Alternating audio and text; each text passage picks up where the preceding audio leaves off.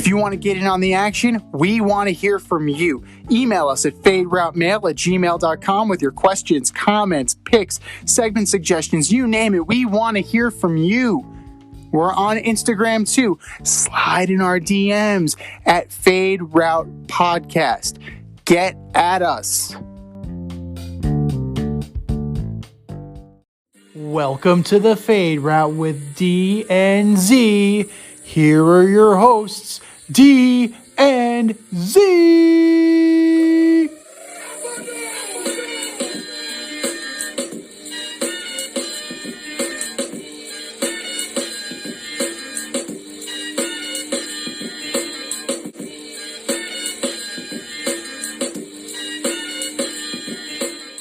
Welcome to this week's episode of the Fade Route. I am D, and with me as always is Z. And we got a killer show for you today. We're going to dabble on the AL East.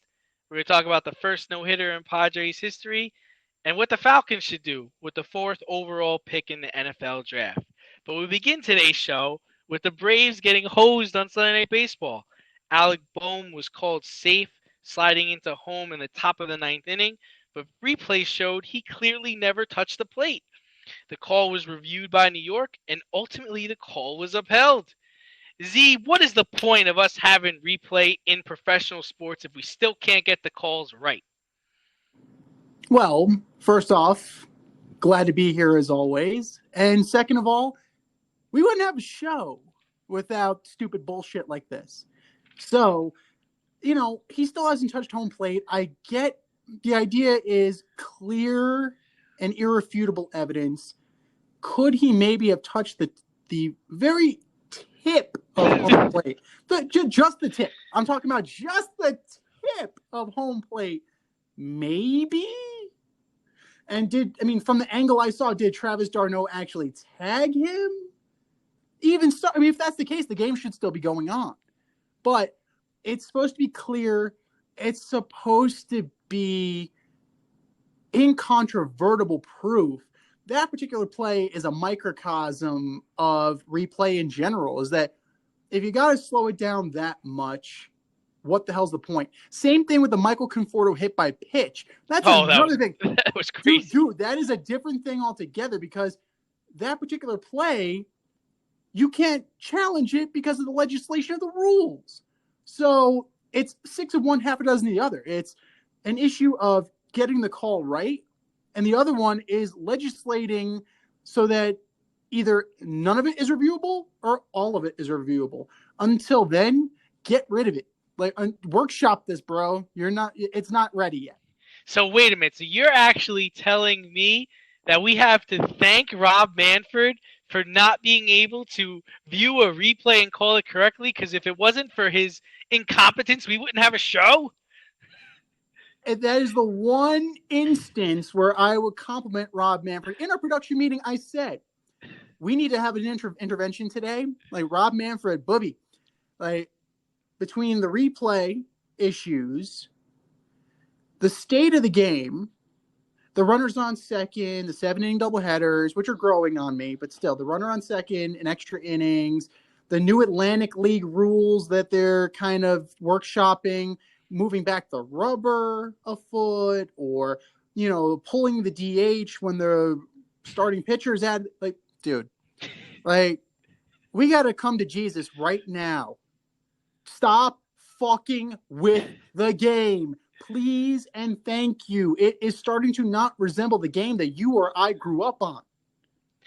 Well, in the grand scheme of life, this probably doesn't really matter too much.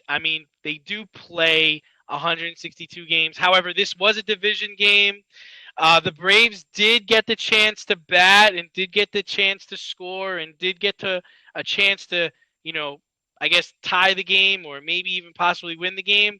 But I'm with you on this. I'm an all or nothing kind of guy. If we're going to get this right, let's get it right. If we're not, then what's the point? And my beef with baseball is baseball's, I feel like, the one sport where we could use technology to get every play right. Yeah. I am so tired of watching baseball games, them showing me visually what the strike zone is, the ball hitting that spot, and people like Angel Hernandez calling it a ball. Like, we Oh. literally have the ability to know in live time if something is a strike or a ball without an umpire being present. Like, why isn't that like, if we're trying to get things right, why isn't that something? Why isn't that at the top of the list? Like, let's get that right.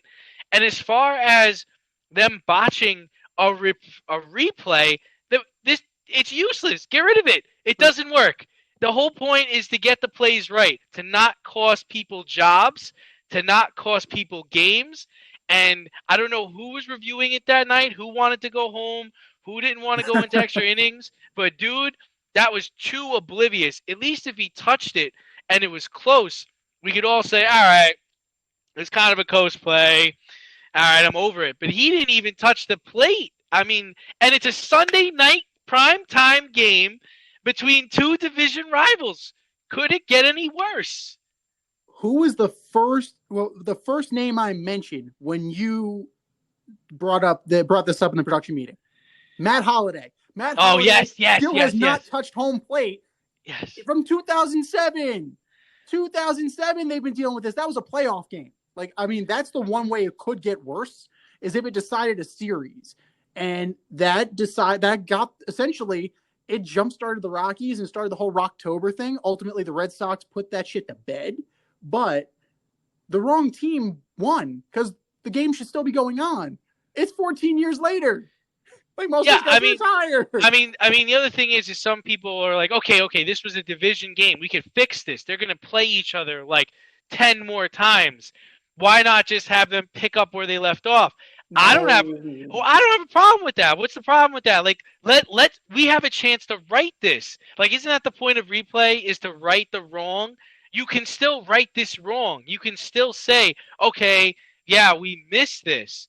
Like, we can see if a batter beats out a ball. We can see if the ball goes over the fence. We can literally see balls and strikes. We can tell if people got tagged. If we can tell if they're on the plate or not.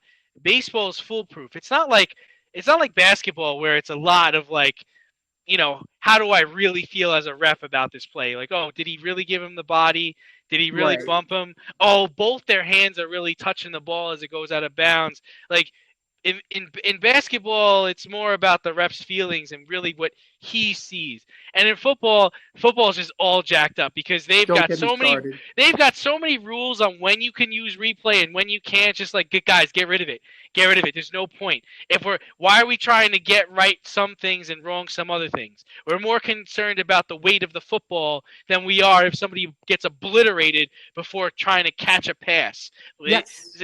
So I'm over that. But in a baseball situation where we're taking it out of the umpires on the field's hands, we're literally bringing it to a studio where they have all the camera angles, everything you could ever ask for, controlled climate, no peer pressure, make the right call.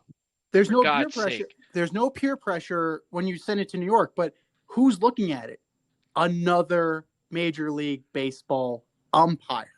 Maybe that's the issue. The NFL, Al Riveron is looking at it. You know, he was a referee. He's not on the field anymore. Maybe that's a situation where they need to have like an umpire emeritus who is appointed, maybe voted in by the owners and the umps, to have like an independent position. Angel Hernandez. Oh, fuck me. No, Angel Hernandez and Joe West. Laz Diaz. Like, oh my God, these guys are fucking terrible. Like, Joe West actually just won this huge settlement of a defamation suit where he won like $500,000. Because somebody was saying he was fucking terrible. Somebody was being brutally honest with him, and the judge felt bad. I'm not talking. This is an unsolicited ad, but check this guy out on Twitter. He's umpire auditor. He watches most of the games, if not all of them, and he points out the most egregious of mistakes. And his tweet yesterday was Joe West, like, was the serial offender. You brought him up. That's what made me think of him. It's like, oh, you missed it by 3.5 inches, 5.5 inches. Like, dude, like, I mean, yeah, I get it. I mean, now you're swinging the complete opposite direction. Like, Eric Gregg was trying to catch a friggin', dinner reservation and called shit in the other batter's box. But are we really going to mince? We're really going to be over 3 inches? We're really going to do that? As far as I'm concerned, we were talking about what sport does the best. In my opinion, it's hockey. That's what everybody says. Everybody says hockey's got it right. It's either over the line or it isn't. you're either offside or you're not. There's no gray area. And you know what? With the challenge system, we've gone over this, and I know you haven't been a fan of it, but it was just like, if you get it wrong, you get a penalty. Yeah. Like, it's just like, Yeah. At that point, maybe there should be some repercussions about the challenge system aspect of it. But we're talking about the overall replay and how it's being fucked up. But it's fucked up because you're leaving it in the hands of the umps. But I think we might be on something here with this whole independent guy. But the other part is like, I am okay in baseball, like it being left to human error. Like if it's a bang bang play, if it's a bang bang play, like this play really kind of was, and the ump misses it just because of the angle he was looking at it, I can live with that. I cannot live with this going to a panel or going to a person who's watching this on TV and says, "Oh yeah, he's safe." No, yeah. It's the same thing with it's like golf. There's got to be someone else in the room that says, "Well, hold on a second. You sure you want to say that?" Like I've sat in an NFL booth before. I've been on a panel where we decided if we were going to replay something or not. And once or twice I've raised my hand and be like, "Listen, I don't agree with it," or "I think you need to look at it again, give it a minute, watch a replay." Like, you telling me nobody was like, "Look at it one more time"? Like, even if you're afraid, like let's say he's like 8 levels above you and you don't want to really step on his toes, or maybe you really do want to go home. You don't say, "Want to just look at that one more time? You sure you want to go that route? Is this really what you want to do?" And my best guess is somebody did say that, and whoever was there was like, "Fuck him, I want to go home." That's the only thing I can think of. There's no way you can look at that and say this guy was safe. Clearly, he was safe. Clearly, that one was definitely one of the more gray area calls. But it definitely replay is here because of the fucked up easy calls, like the ground. Like, remember Armando Galarraga? Yes, that was terrible. Something like that. Jim Joyce needed to get overruled. Replay is designed to stop that. Gray area calls where he still may have touched the tip of home plate, like maybe, I don't know, but it's really Major League Baseball put in replay to overturn the egregious calls that cost Armando Galarraga a perfect game. Like, that is like... But you know what? The other part about that was Joyce was a stand-up guy and was like, "I missed it. I messed up." Like, he came out and he was like, "I messed it up. I missed it." And totally.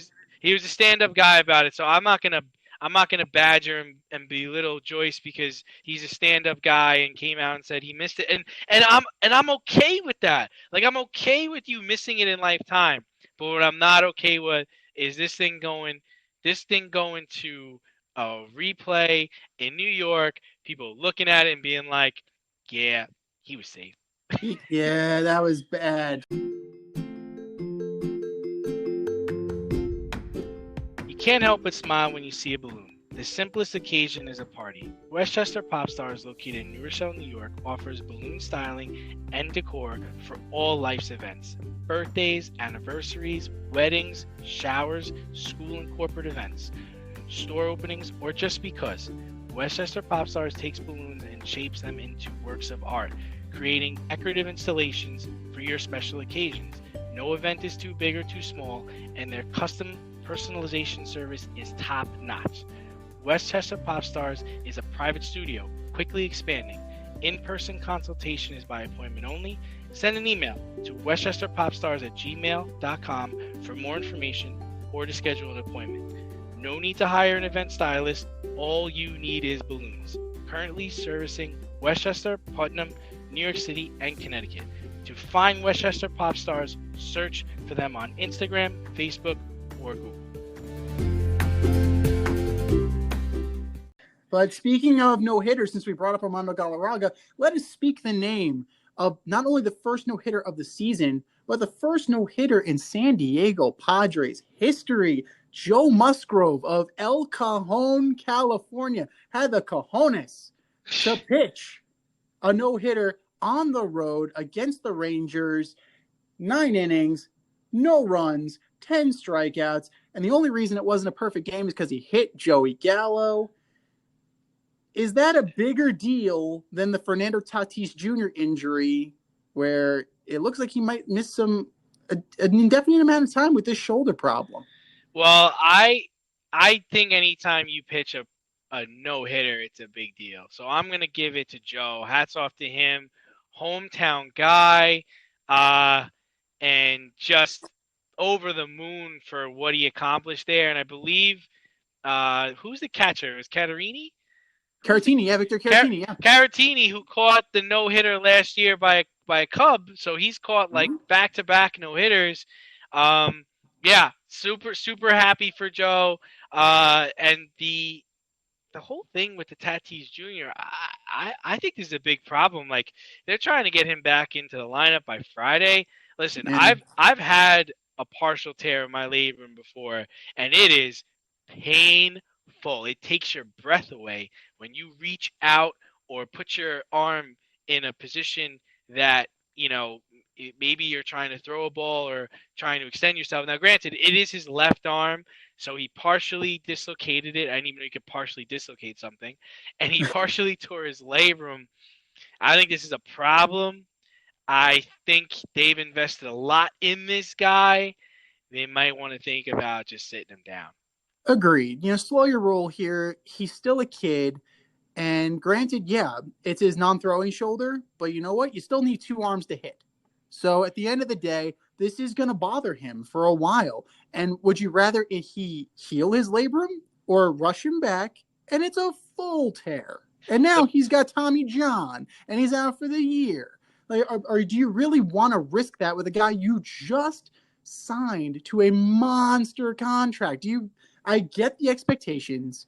I understand that. That's why you brought in the Korean player Kim. Like he's there. He's playing. He's in the lineup. You're not in such a dire strait where it's September. If it was September and you're fighting for the division and the Dodgers are breathing down your neck or vice versa, I understand wanting to kind of do that and kind of push through the pain, but not in April. Not at all. I just think, like you said, there's so much invested in this guy and in his future. There's no point. From what I'm reading, they're trying to talk to him about not sliding head first. They're trying to change his swing so he has more of a two-handed swing and not to lead so much with his left hand. It's like now you're going to try to change the way this kid plays the game. Just it's unfortunate this happened, and apparently he's dislocated his shoulder a couple of times before. I'm not so much concerned about the shoulder part, the dislocation. It's more about the labrum, where you don't want a full tear, and you don't want your best player playing with pain all the time.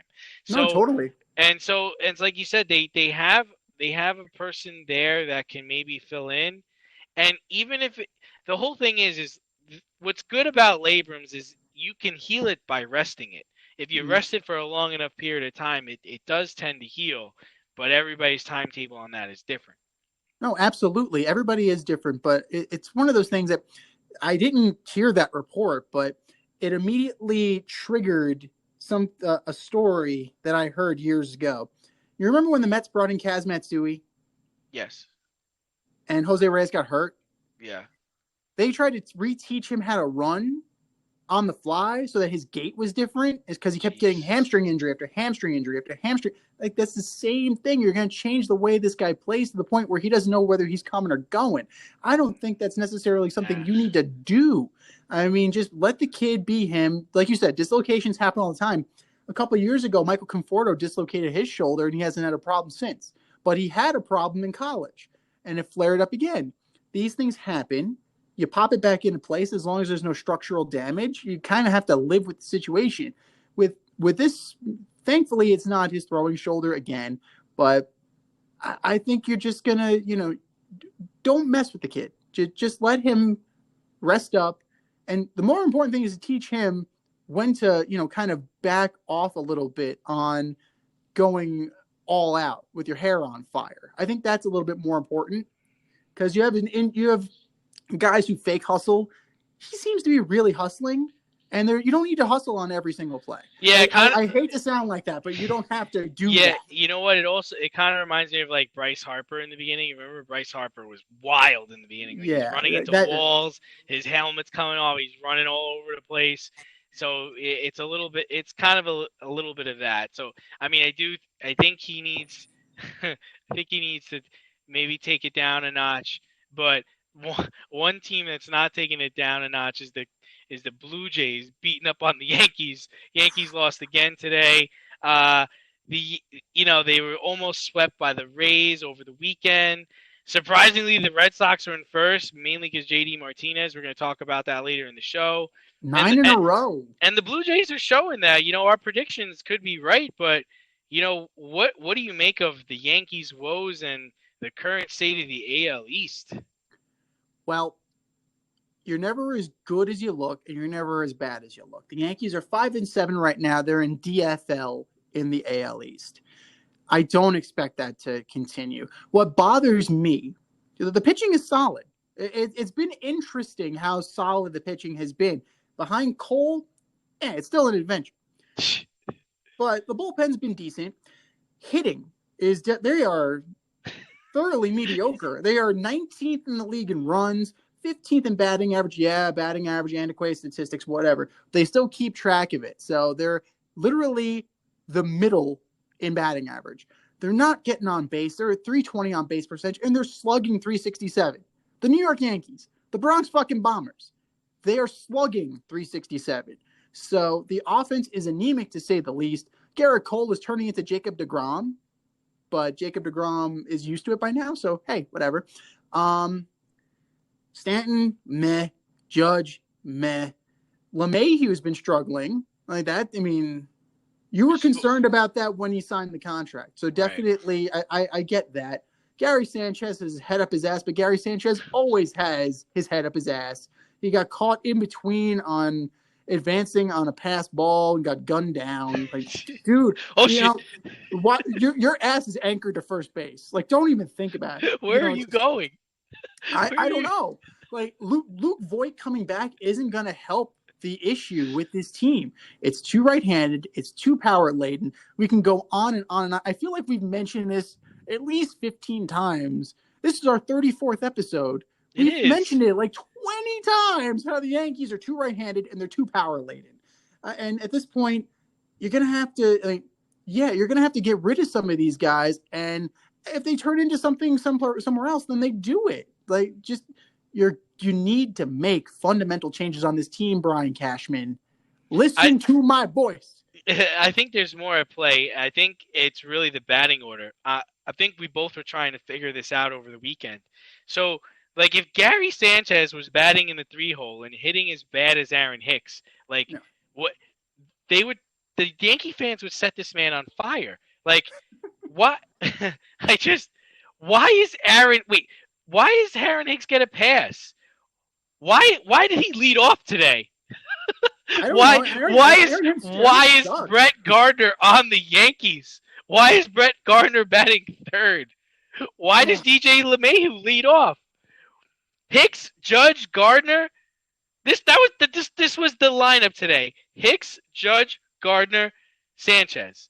They lost before they even took the field. I remember back in the day that Billy Martin, when their team was going bad, used to pick names out of a hat. So I'm thinking, like, is that it? Is it like Mad Libs type shit? I mean, I get the structure is that your best hitter now bats second to get him more ABs, but I don't believe in that philosophy. I want table setters, I want my boppers, and I want my scrubs. Like, that's, since the dawn of time, since they started keeping score, since we were in Little League, for Christ's sake, you had your table setters, you had your boppers, and then you had your scrubs, the guys who had to play because you had to play. I just don't know how much longer Giancarlo Stanton's going to be on this team. It's like, yeah, he hits bombs every 15 at bats. I mean, I've seen him go 0 for 5 twice already. He's bad. I don't know what I would do. I don't really know what I would do with the lineup. To me, I know they like batting Judge second, but I mean, I'm with you. I like my order a little differently. I think my best hitter should bat third, and I think the best hitter is DJ LeMahieu. I mean, that's just me. Um, yeah, Brett Gardner, put him at the end. Aaron Hicks, I don't even know why Aaron Hicks is on the team. Let Clint Frazier play. Uh, Sanchez, let Sanchez bat fifth. I mean, just let him bat fifth. Whatever. Stanton bat sixth because I don't know what you are anymore. You're almost a tweener at this point. I don't. And Judge bat fourth, right? Yeah. And then 1 and 2. I don't know. Flip a coin. Who cares? Because it doesn't matter. You're gonna get out anyway. Right. Doesn't really matter. Let's just get you out and get it over with. Where's Andujar? Like, what the fuck? And Duhar's still hurt, so he's a ways away, and so is but he doesn't solve the problem. And Gleyber Torres, like, what happened to you, bro? Like, come on. If anything, he should really be the leadoff guy. He should be the second. He should be like Javi Baez at this point. Why isn't he? Why isn't he so much better? And in my opinion, it has a lot to do with the fact that they moved his ass to shortstop because he's not a shortstop. He's a second baseman. Put him back to second base. But you just signed DJ LeMahieu. So what are you going to do? Like, are you Ben Zobrist your best player? Yeah, gonna have to. I didn't design this team. Cashman did. Well, I mean, if we design this team, if both of us design this team, this might be an exercise in a future show. I think that you're onto something here. I mean, I don't know. I mean, I'm just dealing with the cards I'm dealt here. I can't really win with this lineup like this. It's just not gonna work. Where's the only one on the team? Let's get Tauchman back up here. At least he steals bases. Yeah, Tauchman, I don't know. I don't know what Tauchman is anymore because he had such a colossally down year. Was he the guy from 2019? Is he the guy from 2020? Cashman and Boone, because Cashman, as we know, is running this show. He refuses he's afraid to put the uniform on and step in the dugout. Mike Tauchman doesn't know what he is anymore because of this fucking bald-headed, peanut-headed sumbitch. Love you, Brian. We'd love to have you on the show. Yeah, I think it's a mess. And it seems like the other teams in their division figured it out. Rays are pitching well. They're doing what they're expected to do hitting wise. Blue Jays are going for it, man. Their young guys are hitting. Red Sox are surprising everybody. They lost their first 3 games, haven't lost anything since. Devers, we're gonna talk about JD Martinez later, and the Orioles don't give a shit. The Orioles don't give a shit, and they're in 4th. Like, what the fuck? The Orioles are playing respectable. Like they're playing like they got nothing to lose because they don't have anything to lose. So the Yankees, they got to right the ship and fast, man. Does that mean a trade? Does that mean some kind of manager? Does it mean a coaching change? Like usually that's the first one that happens. They don't blame the players. Eventually you got to blame the players. Yeah, but I mean, like we said, it's like who constructed this disaster? But moving on to speaking of constructing a disaster. Yeah, speaking of constructing a disaster, we've been talking a lot about the NFL draft, and we've really been focusing on who the Jaguars are going to take, who the Jets are going to take, and ultimately who the 49ers are going to take. But there hasn't been a lot of talk about what the Falcons should do at 4. Falcons are in a prime position where they could trade back, they could take a quarterback, they could take offensive weapons, maybe offensive tackle, or even a defensive skilled player. So what do you see the Falcons doing, and how does that compare with what the Falcons should do? Well, let's look at this from an objective scenario here. You're going in with a new head coach in Arthur Smith, who is the most pedestrian offense I've ever seen. Give the ball to Henry. Just give the ball to Henry. Well, he's not going to draft a running back because that would be insane. Matt Ryan is in the tail end of his career, and even when he was in his prime, he wasn't very good. You got Julio. He's the only guy on this team that I trust. Yeah, you got Hayden Hurst. You got Gage. You have Ridley. It's Julio. You're getting the 4th best quarterback if you draft a quarterback. Let's break it down. Trevor Lawrence is going number 1. Either Wilson or Jones is going number 2. Either Wilson or Jones is going number 3. So that leaves you with Lance, Trask, Fields, or somebody else. do you really want to do that? Do you really want to be saddled with maybe the 4th to 7th best quarterback? If I'm the Atlanta Falcons, like, I am dangling this pick, and I am just trying to build up the rest of my team. So I got one more run with Matt Ryan, and I hope to God he retires at the end of the year. That's just my strategy. If I'm them, I'm thinking, I'm calling the Bears.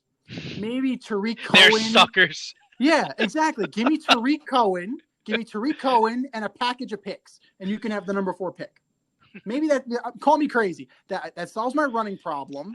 I think you're calling the right team for sure. But what do you think? I mean, am I being too logical about this? Then call the Rams after that. Those guys really know how to trade picks. I mean, you know, when we first were talking about this in the production meeting, I was like, yeah, I think they're set on offense. I think they really just need help on the defensive side of the ball. I kind of agree with you. Like, let's make one more run with this group, like Julio and Matt Ryan. The problem is their division is kind of stacked right now. In terms of just really the Buccaneers returning all their starters. It's like, what are you going to do this year to beat the Buccaneers, Matt? My initial thing is maybe trade back and take like build up that defense. Get Micah Parsons from Penn State, who's a middle linebacker. Maybe steal the Cowboys picks, Patrick Surtain from Alabama. Or if you do want to stick with offense, maybe you do draft Chase from LSU. He could be the heir apparent to Julio, because Julio I don't think he has many more years left playing at a high level. Or you actually just mentioned that they're coming, Arthur Smith is the coach, and he's used to having Derrick Henry. Maybe you trade back and then you take a Najee Harris. Or maybe you just take Najee Harris at 5 and say, fuck it, we'll just take Najee Harris. What do we care? We're Falcons. I'm not sure why Najee Harris isn't getting more love, because he was really good. Because of it's the running back situation. Like, yeah, you don't want the Kijana Carter situation, Rashaan Salam situation, Saquon Barkley, like Cedric Benson. There are as many busts as there are, stars. Right. So I mean, that's the kind of the route I would go. Unless Mac Jones falls to 4, I'm not touching a quarterback. I do like Trask, but I wouldn't take Trask at 4. You could trade back and get Trask, and I like him. I've been talking to you about him, since he declared. I mean, he's a thrower. I mean, he just needs to be taught how to play, and this. Who better do that? Who right? Better do that than Matt Ryan. Oh, Matt Ryan. Well, Arthur Smith. I mean, he got Tannehill, out of the Gase system, which was great. So if they were looking for a Gase reclamation project, why did they go get Sam Darnold? But I do think they should trade out, because they do need the picks. I think they need help. Maybe they need a tackle. They don't need a tight end. I think Hurst is their guy. So yeah, I mean, you're just trying to compete. You're trying to compete for the number 2 spot, right? And I do think the Panthers are going to come at you this year. I do think the Darnold pickup was great for them. And you would assume that the Saints are going to take a step back with Winston or whatever they plan to do. But that's another team you might want to call. I know they don't like to do divisional trades, but what do you? Again, you're the Falcons. You were up 28-3 in the Super Bowl. So what does it matter? You got nothing to lose.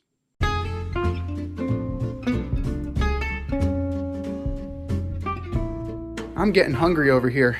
Should have cooked up some dinner.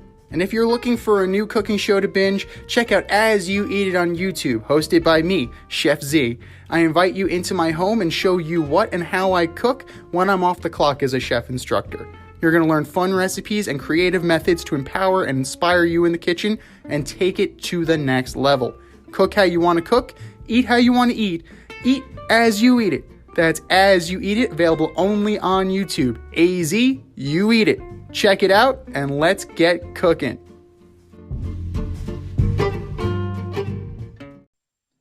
Speaking of nothing to lose, Hideki Matsuyama won it all in Augusta. That's right. The first ever Japanese winner of the Masters, finished the tournament 10 under par. Round 4 wasn't that great. He finished at a 1 over, but who cares? He's taking home $11.5 million in a green jacket.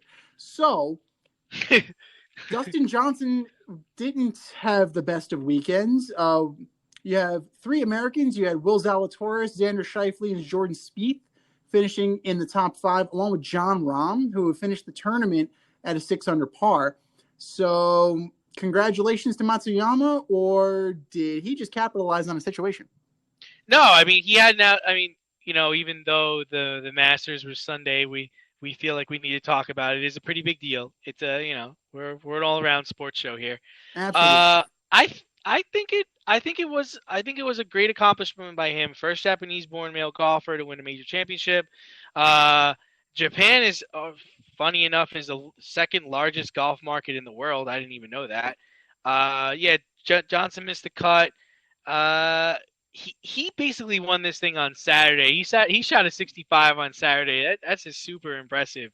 And he only still won. He only won by shot. And really, his main competitor, had some trouble down the stretch there.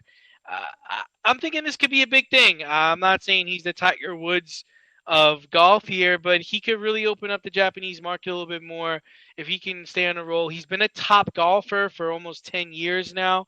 He's won some tournaments. He just hasn't won majors. But he's definitely going to be competing moving forward, I think so.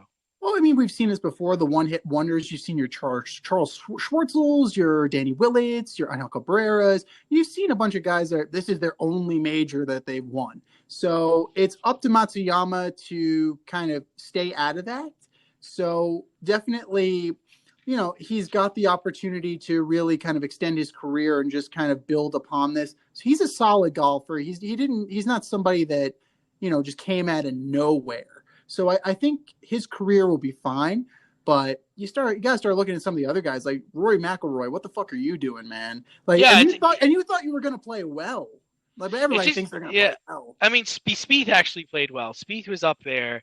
DeChambeau was in, I think, the 40s. Yeah. It's just golf is such a weird game. It's just like you could just show up one day and have it, and you can show up other days and just not even make the cut. Oh, totally. And the field is so deep. It's not like it's a set bracket like in tennis. It's just like, you're 32, 64. No, it's as many guys as you want to muster. Whoever qualifies, or whoever has a sponsor's exemption. So, like you said, it's very fickle. And it's the elements, How do they grow the green? Is it 2 inches high, or did they trim it this year? How rough is the rough? How many trees are there? You're playing the course as much as you're playing your opponents. Yeah, you're really just playing the course, and it's just, did you have it today? That's what it really comes down to. I think some people have it some days, and some people don't. I've only played golf a handful of times, and the idea that people can hit the ball straight or hit the ball exactly where they want to on a consistent basis is just ludicrous to me. I mean, you throw me a baseball, I can put it anywhere I want. I think I could go the opposite way. I can pull it. I can go up the middle. But with a golf ball, something's sitting there, and I don't know. It's just remarkable how some of these people do this as a profession. No, it's amazing, but it is a credit to them. It's a dedication. So it's as much mental as it is physical. So the yips are a very real thing, and it definitely is exposed more so in golf than almost any other sport. Speaking of exposed, that Lakers net game, Kyrie and Dennis Schroeder get ejected after going at each other. No Harden, no Davis, no Kuzma. I mean, KD is on a minute restriction. So, is Adam Silver proud of this? I mean, no LeBron. No LeBron. Yes, thank you. No LeBron. Like, imagine if more people were in that building. Like, is this something that Adam Silver is going to put on his highlight reel and say, hey, I did this? How do you sell this? Like, how do you sell this to marketing people? How does this look? How does this look for your brand? I mean, this is supposed to be a potential NBA Finals. And this wasn't even close with these guys that were missing and people that really weren't even playing, it seems. And I don't know how NBA owners can look around and say this guy is really doing a good job. Because I think it's a joke. I think with everything going on, I mean, you watch ESPN these days, they're leading off. Get Up is basically a football show. Like every single morning when they start their show, all they're doing is talking about is football. And we're right in the thick of basketball season. And how does that work out? Like how do you look at that and you're like, oh, we're doing good things here? Kyrie Irving just decides to take Monday off just because personal reasons. Uh, I don't know. I don't know how many people are signing up to go to an NBA basketball game or are even going to seriously make sure they watch it on TV. Because if it's me, if I, like for instance, like let's say a couple of years ago, I drove to Cleveland, okay, to see LeBron James and the Cleveland Cavaliers play the Golden State Warriors with KD, and basically was a rematch of the finals. If I drove 8 hours to go see that game to find out that, you know what, LeBron got hurt, AD got hurt, now I'm sorry, let's rewind. Like if I drove 8 hours to see that game and I find out Dwayne Wade got into an altercation with Steph Curry, so they both got kicked out of the game. LeBron James isn't playing the game. KD was on a minutes restriction, and Kevin Love just didn't feel like playing that day. What did I drive all the way to Cleveland for? That's a very fair point, and that's something that Adam Silver needs to address because the inmates are running the asylum. Let's just be real here. You're on minutes restrictions. You're having built-in rest days. Like, if I don't want to be that guy, but I'm going to be that guy. You know, Michael Jordan played 82 all the damn time. Look at John Stockton. John Stockton, his last year only missed like 5 games. He played 81 all the time. Every time. Every season, they were there. Karl Malone was there. Like, David Robinson was there. Tim Duncan, not that far removed from the NBA. He was there. So you guys are so special. You guys are such a finely tuned machine that you can't play a back-to-back. Like, what is the old saying that Joe DiMaggio said? Like, I play like I do every day because somebody out there hasn't watched me, or someone's kid hasn't watched me play, something like that. Somebody's watching me for the first time. But the other part is like I don't have a problem with you taking a day off. I honestly don't. Some people need it. Some people do need their bodies to recover. But then I don't think we're playing the right amount of games. Maybe we need to play less games. Maybe we need to make the games mean a little bit more. Like right now, the 76ers are playing the Brooklyn Nets. Right. And it's almost like they're joking about it because not everybody's getting up for the game. Harden's out. People are not playing. The Sixers are taking it seriously because they just want to beat the Nets like everybody else. But if at the end of the day the Nets players miss all these games and they still manage to be a 1 seed, then I think we have a problem with how many games we're playing. What does that tell you? And then you also couple that with the 7 through 10 tournament, right? So the top 6 in each conference are really playing for seeding. I mean, not much more than that. I mean, they're going to make the playoffs. Like, maybe they'll try to avoid a matchup or get home court. I mean, maybe. But 7 through 10, they're playing for something. And they're even complaining about that. Luka Doncic has come out. Mark Cuban has come out complaining about the 7 through 10 tournament. You're coming off as whiny, guys. You're coming off as whiny. Kendrick Perkins, I don't agree with a lot of what Kendrick Perkins says, but he's right on. Just shut up. Shut up.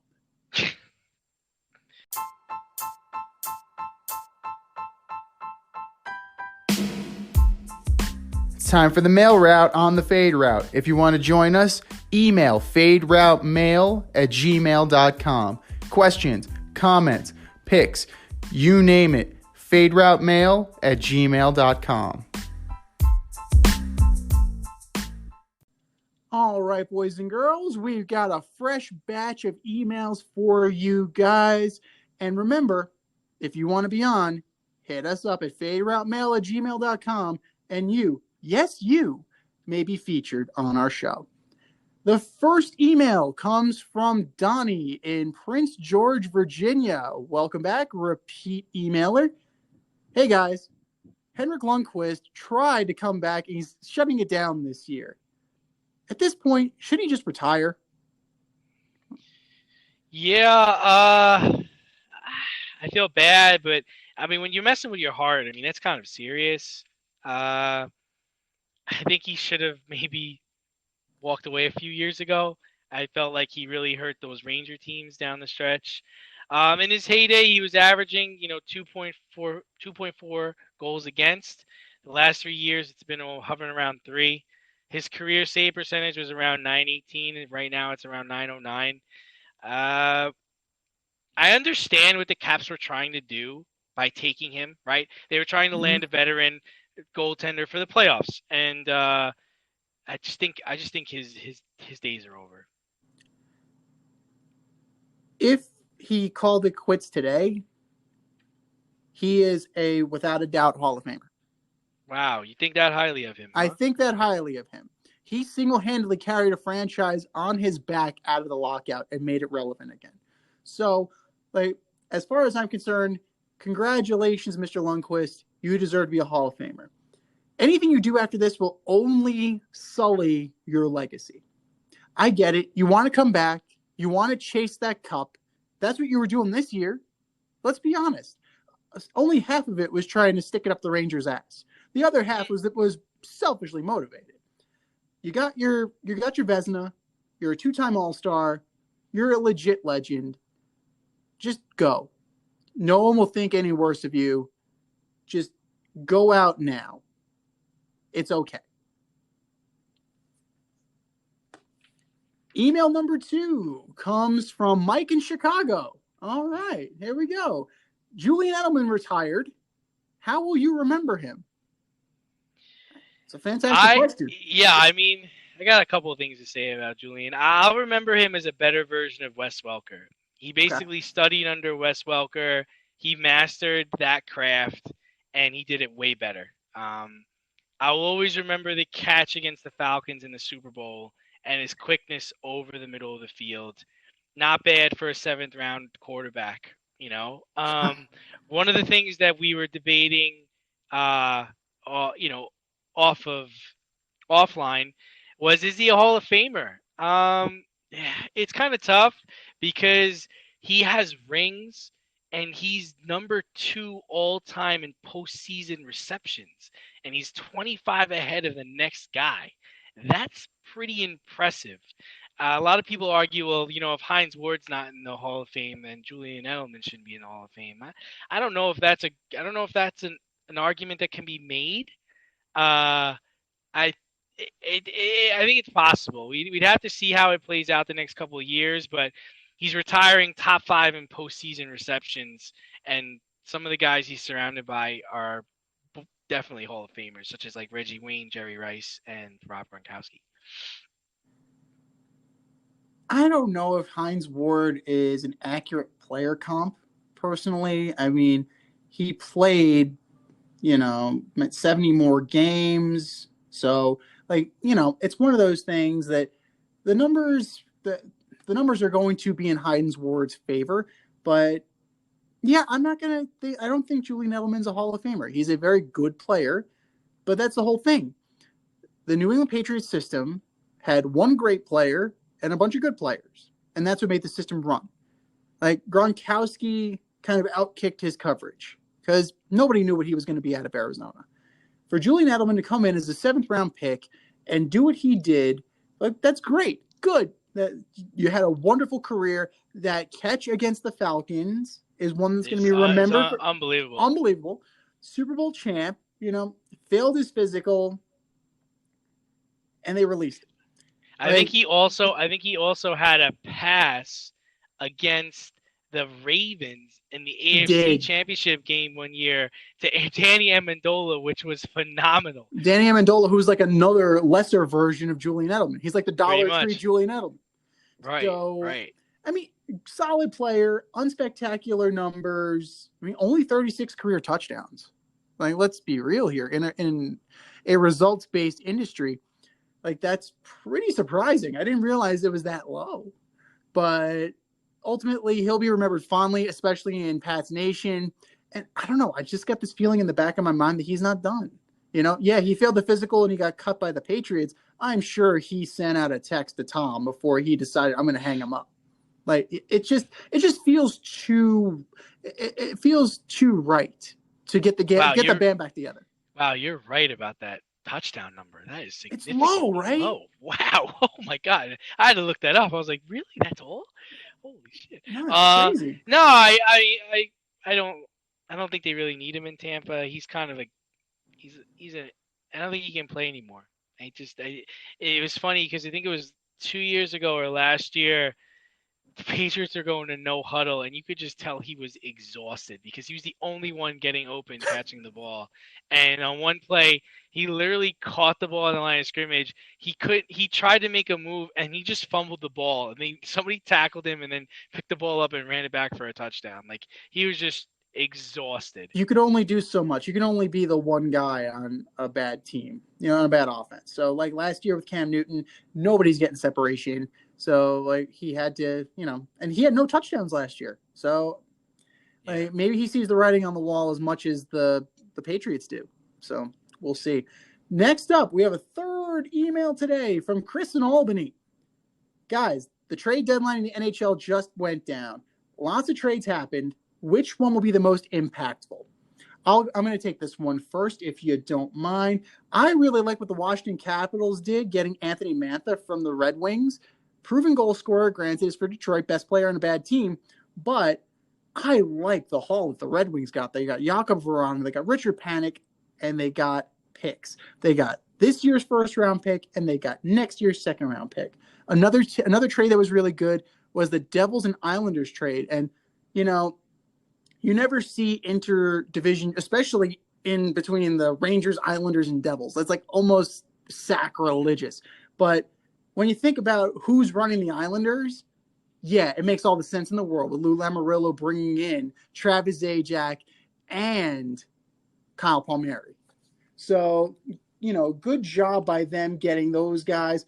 And a sneaky one. I like this one a lot. You're looking at the trade that brought Nick Foligno to the Toronto Maple Leafs. You bring a guy with playoff edge.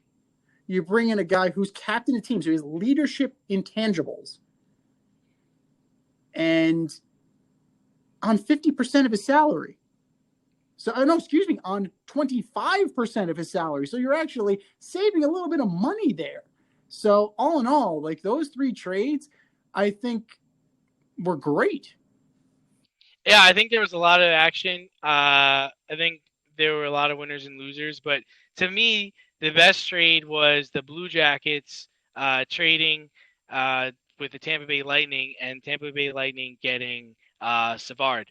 I think they added good size to their team and a really good defenseman, and I think it's going to set them up for a nice run. What do you think about Taylor Hall? Like, Taylor Hall's a former MVP in this league, and he's getting moved around a lot. Yeah, it's kind of odd to me. You would think that his skill set, somebody would want to hold on to him, and they're just not feeling it. And you know what? The Lightning, people don't realize, like, the Lightning just seem to get it right, don't they?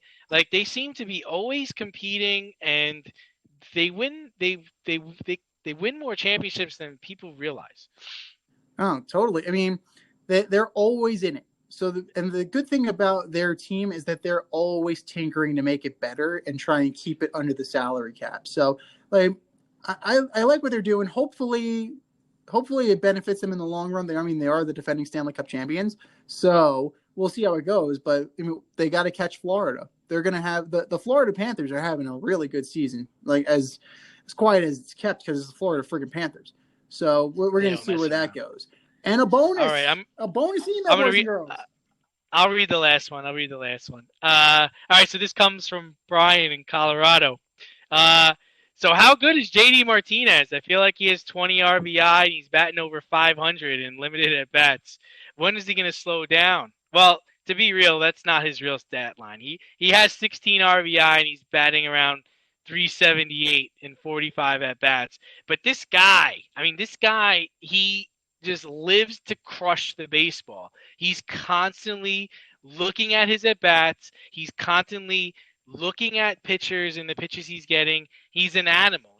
They pay him a lot of money to play there for the Boston Red Sox, and he earns every dime of it. So when's he going to slow down? Well, hopefully he slows down next time I play him in fantasy baseball because he single-handedly beat me this last 2 weeks. So I'm glad to see him go, but I don't see him slowing down anytime soon. And it looks like a lot of credit needs to go to the coaching staff with the Red Sox. They seem to have gotten them ready to play despite everyone really writing them off. Well, even if you regress to the mean for JD Martinez, he's a career 291 hitter, right? So that's still pretty damn good. So even if he bottoms out and he's not able to carry the team like he's doing right now, he's still a 291 career hitter. 243 home runs, 754 ribbies in his career. The guy can hit. That's for sure. Is he helped by Fenway Park?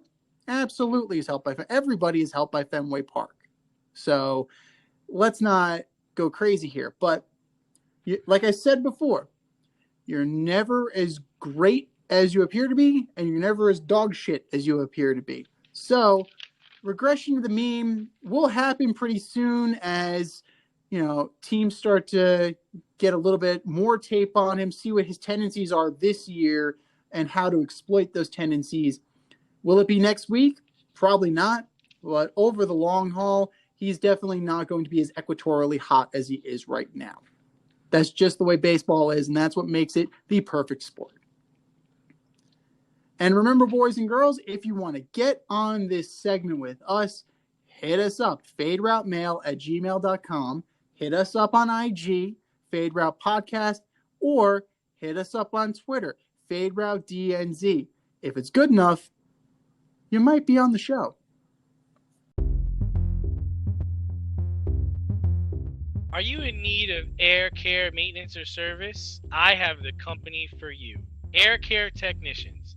They service the Westchester and Northern Bronx area and can help you with all your heating and cooling, maintenance, and service needs. Just give them a call at 914-315-1547. Again, that's 914-315-1547. Or shoot them an email at aircaretechnicians@gmail.com. These guys are the real deal as they are veteran-owned, licensed, and insured. Make sure to tell them that D&Z sent you.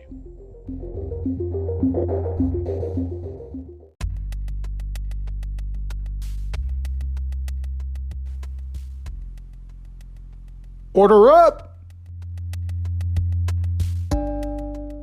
We're keeping this order up train going, boys and girls. Last week we did the top 5 basketball movies of all time. This week we're ordering up our top 5 baseball movies.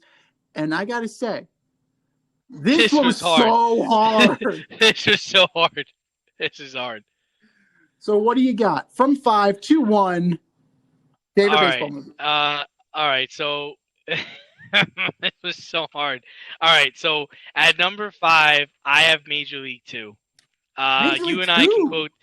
You and I can quote this movie all day long. Wild Thing, you make my butt sting. I detest you. No, the Randy Quaid, Charlie Sheen. It's just a great movie. Number 4. And I'd be shocked if this wasn't on your list. I have Angels in the Outfield. Ooh. I just could not leave this movie off my list. Probably the best acting performance of Tony Danza's career. But yeah, that's number 4 for me. Number 3, you're probably surprised in where I have this ranked, but I got The Sandlot. Heroes get remembered, but legends never die. Man, you can never go wrong with that. Number 2 is A League of Its Own. Oh, Jimmy Dugan is probably my favorite character in any sports movie ever. Avoid the clap, Jimmy Dugan. that's good advice. That's good advice. Number 1, I know it's a recent one, but I watch it every time it's on. It's Moneyball. I know it's recent, but I can't help but watch it. I love Brad Pitt in the movie. I love Moneyball in general. I like what Billy Beane was trying to do. And when you get the answer you're looking for, hang up. All That's great my choices. My goodness, they're like you mentioned some that I didn't even like. Major League 2, like that one was very. But wait, there's so many more that we could discuss after your list. Oh my god, I have like 6 honorable mentions, but we'll start with we'll do our top 5 list. But what Right. I'm looking for, like, is a good representation of the game of baseball as well as a great story. So you will not see The Scout on my list. That movie fucking sucks, and whoever wrote that should be shot. Okay, like not even as a baseball fan, as a movie fan. Like, dude, As a man, deep in my soul, I couldn't get anything in Hollywood, but this guy I'm a man. I'm 40. That's right. I'm a man. I watch movies.